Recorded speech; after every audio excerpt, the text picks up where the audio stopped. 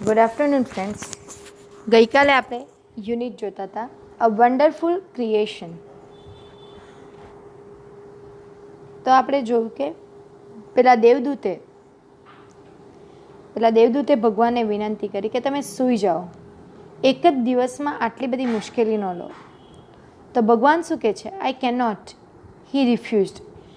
I can not, હું નહીં સૂઈ શકું, મતલબ હું આરામ નહીં કરી શકું. હી રિફ્યુઝડ. હી એટલે કોણ? ભગવાને. રિફ્યુઝડ એટલે ઇનકાર કર્યો.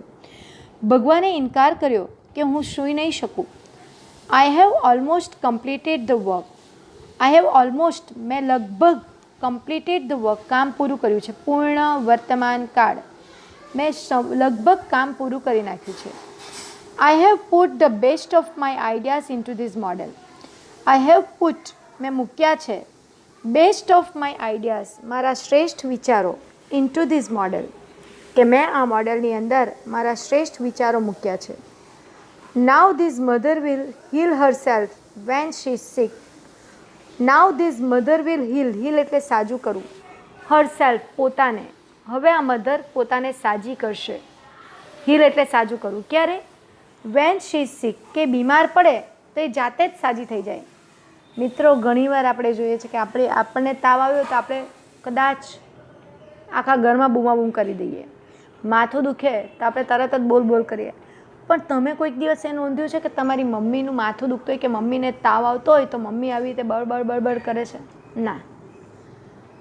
ભલે એને ગમે એવું થતું હોય, એ શું કરશે? પોતાના દીકરા માટે, પોતાના પતિ માટે, પોતાના સાસુ સસરા માટે, ઘરના દરેક સભ્યો માટે રસોઈ બનાવશે, એમના બીજા કામો કરી આપશે, પણ પોતાની બીમારી એ વ્યક્ત નહીં થવા દેશે.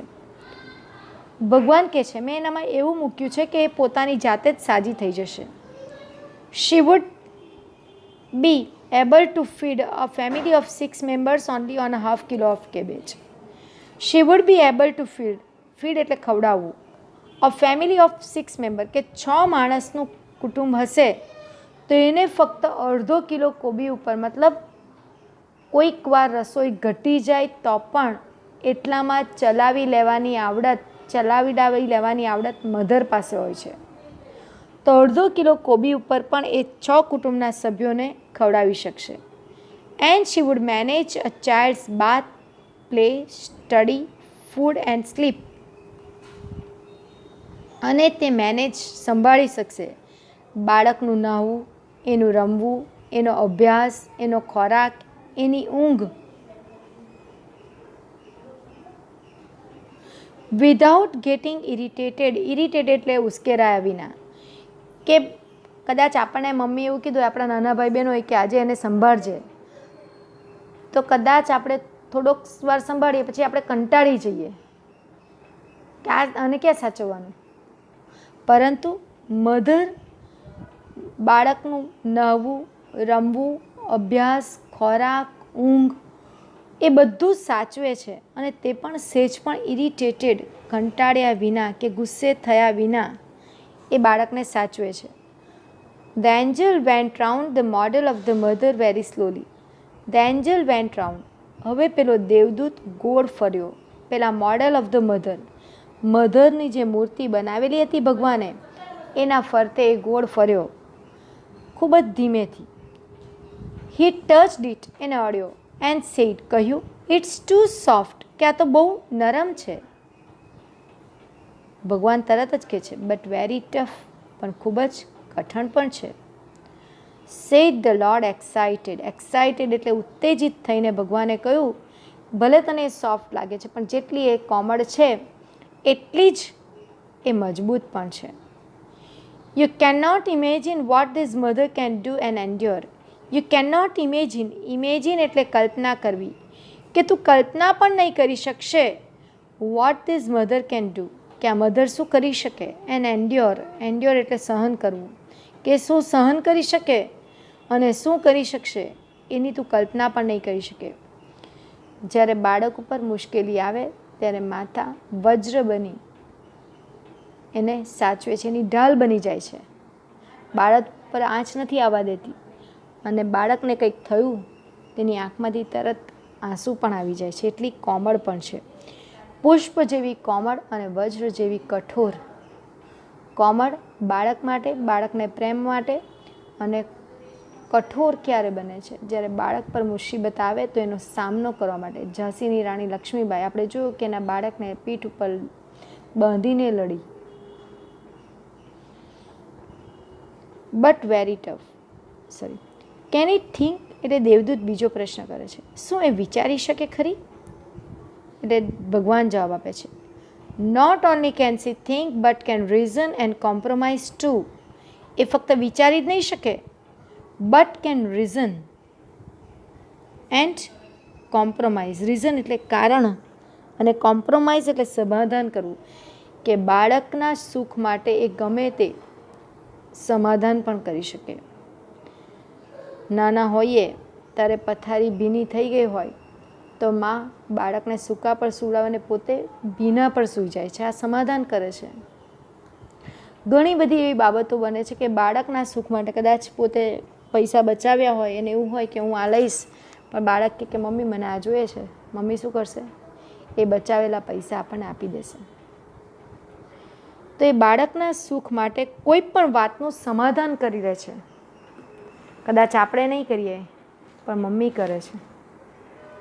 The angel was impressed. એટલે પેલો દેવદૂત ખૂબ પ્રભાવિત થયો. He went closer to the model. એ મધરની નજીક ગયો and moved his fingers across the cheek. અને એના આ ગાલ ઉપર એણે આંગળી ફેરવી. નીકળી ગયું.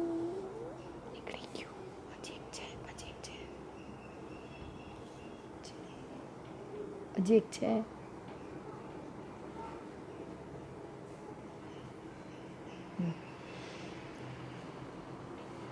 ઓ lord, her eyes are leaking. એટલે દેવદૂત કે છે એની ગાલ પર આંગળી ફેરવીને, અરે ભગવાન, એની આંખો લીક એટલે ગળવું, ગળી રહી છે, મતલબ આંખમાંથી આંસુ નીકળે છે.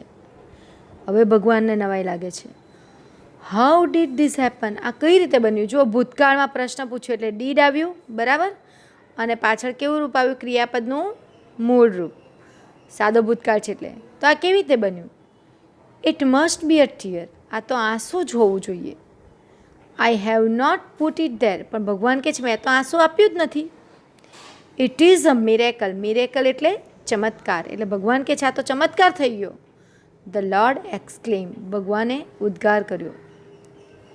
But what is this tear for my lord? એટલે દેવદૂત પૂછે છે કે આ આંસુ શા માટે? એટલે ભગવાન જવાબ આપે છે, it is something unique. Unique એટલે અજોડ, કે આંસુ તો મેં આપ્યા જ નથી, પણ આ અજોડ છે. May be it is for pain, for joy, pride, disappointment, loneliness. The lord explain. એટલે ભગવાને સમજાવ્યું કે કદાચ આ આંસુ દુઃખના હોઈ શકે. કયું દુઃખ? જ્યારે બાળકને કંઈક થાય, માની આંખમાંથી આંસુ નીકળી આવે છે. જોય, બાળક કોઈ સારું કાર્ય કરે, તમે પરીક્ષામાં બહુ સરસ માર્ક લાવ્યા, માતાની આંખમાં આંસુ આવી જાય છે. પ્રાઇડ, તમને કંઈક ઇનામ મળ્યું, માની આંખમાં આંસુ આવે છે. તમે એ માતાને ગમે એમ બોલી દો છો અથવા તો એનું કામ નથી કરતા, એનું કહેલું નથી સાંભળતા, તો નિરાશાના આંસુ એના આંખમાં આવી જાય છે. લોનલીનેસ, જ્યારે એનું બાળક એને છોડીને દૂર જાય છે, હોસ્ટેલમાં ભણવા જાય છે, અથવા તો આજકાલ આપણે જોઈએ છીએ મા બાપને વૃદ્ધાશ્રમમાં મૂકી આવે છે, તે એકલતાના આંસુ. એટલે આંસુ શાના છે? દુઃખના છે, ખુશીના છે, ગર્વના છે, નિરાશાના છે અને એકલતાના આંસુ છે. એટલે એન્જલ કહે છે વોટ અ વન્ડરફુલ ક્રિએશન. ખરેખર કેવું અદ્ભુત સર્જન. તો ફ્રેન્ડ્સ, આ યુનિટ પરથી આપણે એટલું જ શીખવાનું કે આપણી મધર આપણા માટે કેટલું કરે છે. અને ગઈકાલે મેં તમને કહ્યું એ પ્રમાણે તમે કર્યું જ હશે. દરેક મિત્રોએ પોતાની મધરને પોતાની જે ભૂલો થઈ ગઈ છે અને હવે નહીં કરશું, થઈ ગયેલી ભૂલો માટે ક્ષમા માંગી હશે, સોરી કહ્યું હશે, અને હવે નહીં કરશું ભૂલો. મધરને ગમે એમને